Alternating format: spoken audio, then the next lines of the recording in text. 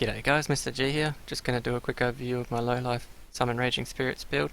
I'll do some quick gameplay and then I'll go over the passive tree and early leveling.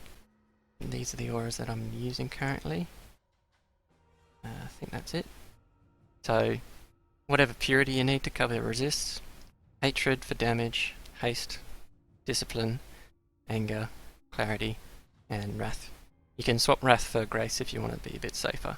The unique mechanic of the Whakawairua Tuahu map, the unique strand map, is each percentage of light radius gives 1% item quantity and 2% item rarity. So if you take off Laurie's Lantern, you lose 31% quantity and 62% rarity. And it's a rather cheap way of getting high magic find stats.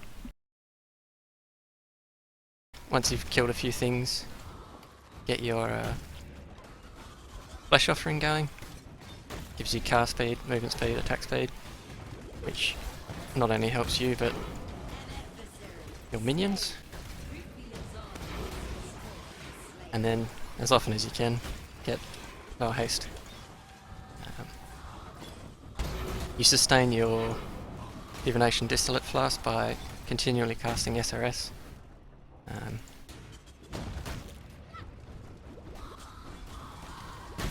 Can be annoying if you're not used to using a flask for sustain. But it's the best way of getting the item quantity from it with the flask up. Getting 360%, 700% rarity. That's because the flask not only gives quantity and rarity itself, but also light radius. So what you do is you level up through the ES. Still might be worth it to get a bit of life and mana. Get the ES, get the minion damage nodes. You'd get the Alchemist for the movement speed from your flasks. Come down here and get life and ES, which means you probably don't need these. Pick up a jewel socket, come down, get Harrier, that'll help with movement speed.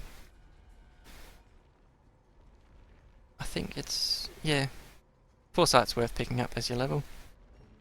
And then you come down here, get the Potency of Will, get a little bit of resist.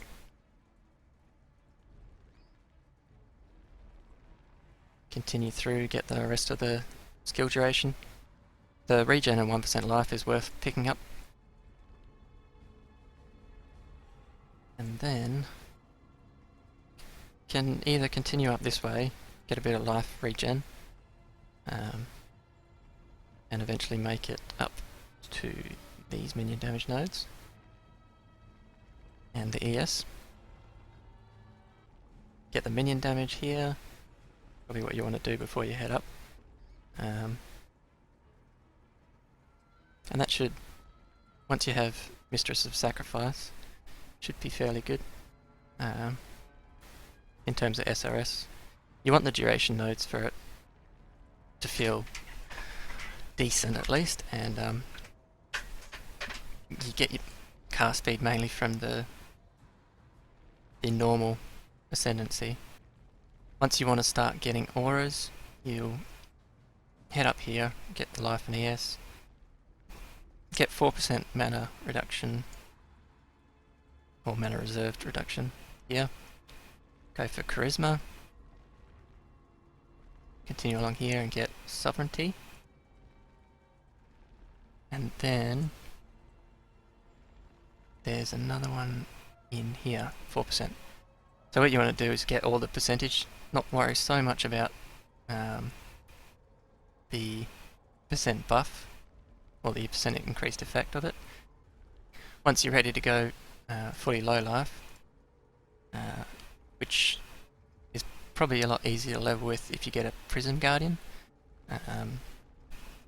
it allows you to run probably 2 more auras on top of this. So Grace would easily fit in, and yeah, you'd probably get another Purity Aura, then respec out of that life, and generally there isn't much life that you don't need. If you did pick up that, you'd respec out of that. Then you'd come down all the way and get Mortal Conviction.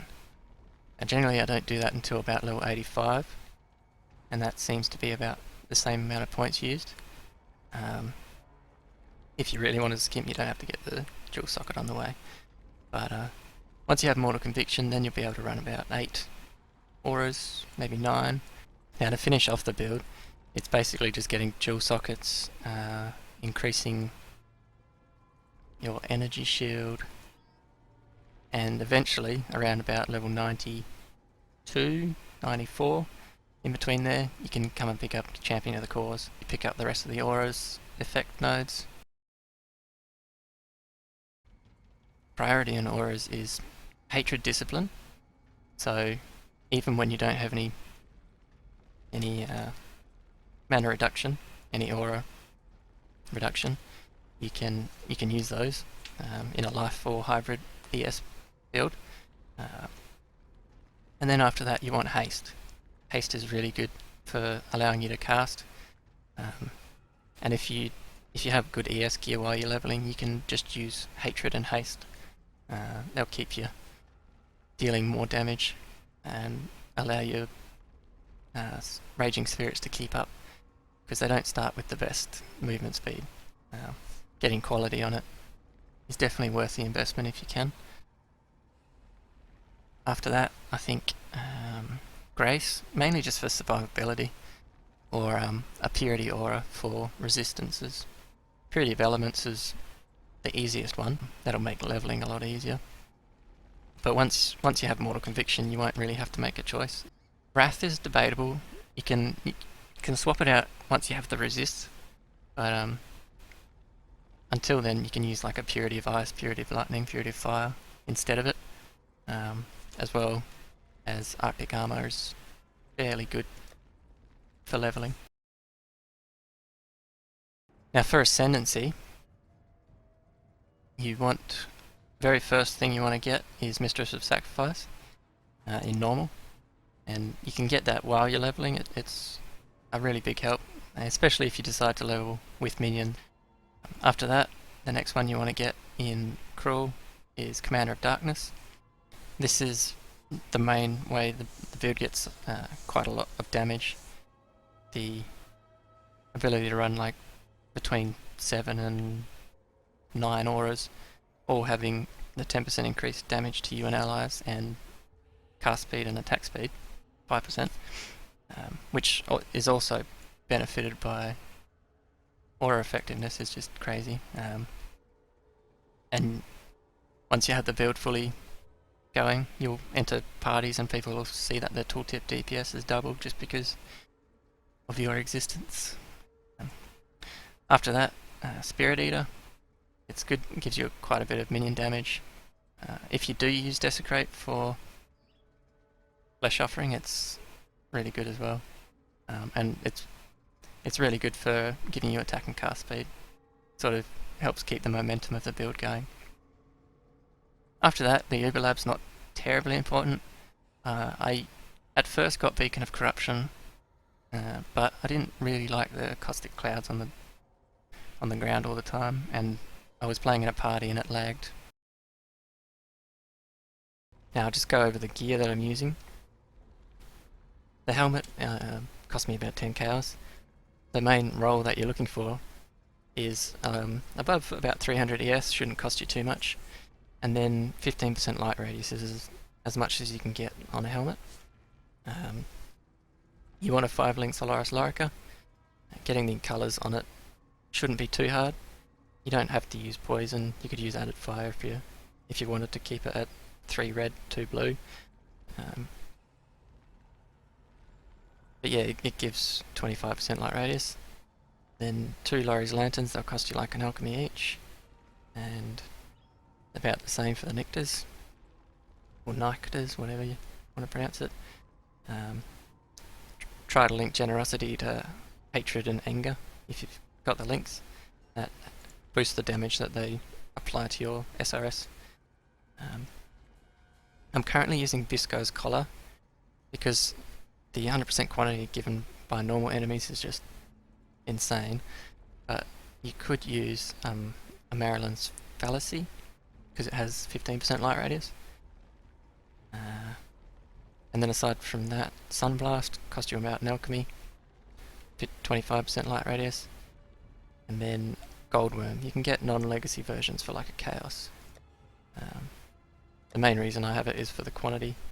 And then the gloves I crafted myself, but you probably want a bit of dexterity, or you'll have to pick up another dexterity node on the passive tree. Because you're wearing all unique gear, it's hard to get dexterity anywhere else. Except maybe you could add it to the helmet with the Haku. You want a decent amount of ES on the gloves, can keep you alive. If you want to be a bit safer, but substantially more expensive, you can use a Shavs. Boost it from 4k to almost 6k, and then you chuck in these same gems and item rarity, which adding, what is it, 69% on top of 700% rarity, I don't think it's going to do much in the Whakawairua map. In terms of jewels, you want to look for percent ES, faster start of energy shield, reduced mana cost if you have problems with the cost of SRS, and then the vest is minion damage. Now these jewels cost quite a bit, about 30 to 40 chaos if you're lucky, but I've been crafting them and I think I've only bought one out of all of them. I think it was this one. The rest I've crafted with lucky regals, and in general I think crafting cobalt jewels will net you a profit anyway, so it's worth crafting them yourself if you're keen on that.